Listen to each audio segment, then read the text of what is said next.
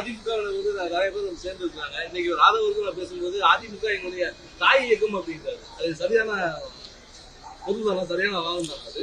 யாரு தாய் இயக்கம்?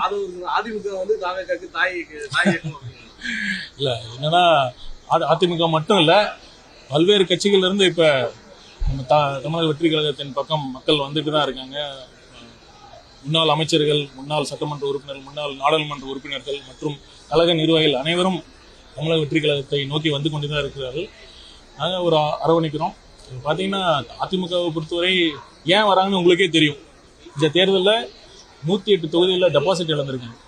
அவர் அதிமுக பொதுச் செயலாளர் அவர் எடுத்த முடிவு எல்லாமே தவறாக தான் போயிருக்கு. 2024 வேணான்னு சொன்னார், 2026 எலெக்ஷனில் பிஜேபியோட சேர்ந்தார். ஹைலைட்டா இந்த தீர்ப்பு மதிக்காம திமுகவோட கூட்டணி சேர்ந்து சிஎம் ஆகும்னு நினைச்சாரு பாருங்க. அதுதான் அவர் எடுத்த சிறந்த முடிவு. அதை பிடிக்காம தான் எல்லாம் வந்துட்டு இருக்காங்க.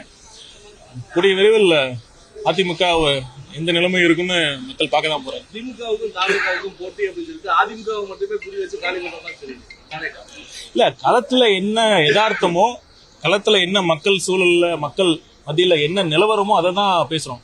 இப்ப ஒரு என்ன இருக்கிறதுங்க கரெக்டா ஆர்டிகுலேட் பண்றதுங்கிறது, என்ன நிலவரத்தை கரெக்டா அந்த சிச்சுவேஷனை புரிஞ்சு என்ன களத்துல நிலவரம் இருக்கிறது தெளிவா, ரொம்ப ஒரு தெளிவான ஒரு விஸ்டமோட சொல்லியிருக்காரு. அது கரெக்டா களத்துல எதிரொலிச்சது. அதுதான் நிலவரம்.